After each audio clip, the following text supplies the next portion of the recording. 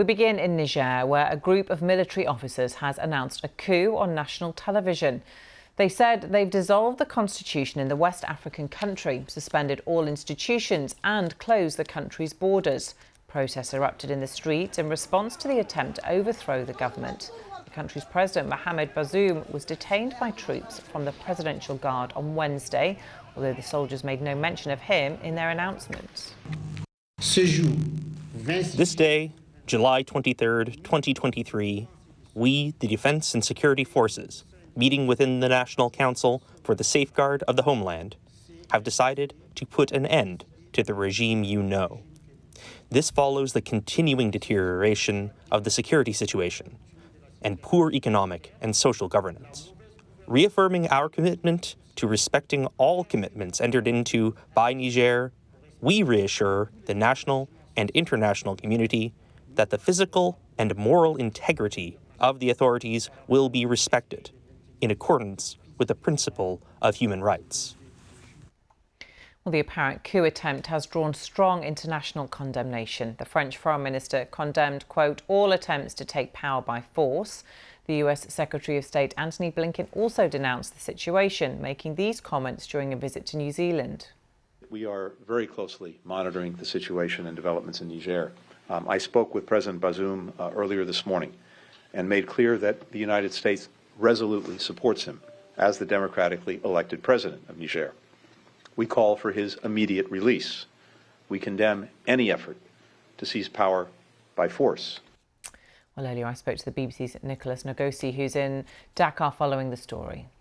The constitution was dissolved. The borders are now closed. We still don't have any news about the president, Mr. Bazoum, who was elected 2 years ago. But what we know is that the militaries are in control of the state right now. There is no more institutions working freely in Niger. Yeah, interestingly, the President Mohamed Bazoum is a key Western ally, and that's why we've heard from the US and France on this. Yeah, exactly. And it's another a big disappointment for the West, for France, for the US also, because, you know, in Mali, neighboring country, there was 2 coups. Also in Guinea and Burkina Faso, those 3 countries are now in military transition. And the only country in the Sahel region who had an elected president was Niger. And now, with this new event, with this new move by the military in Niger, we have now 4 countries in transition. So things are getting more difficult in the fight against the addition in the region for the West.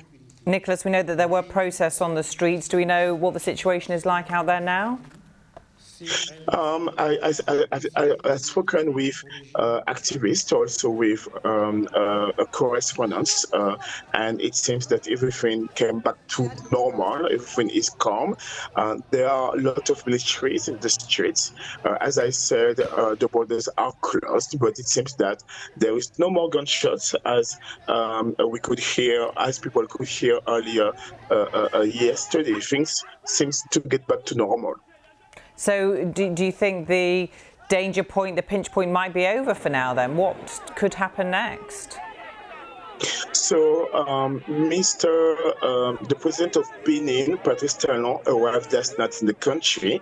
He is the special envoy for the regional body ECOWAS to try to deal with the militaries. But it seems that he won't have any more,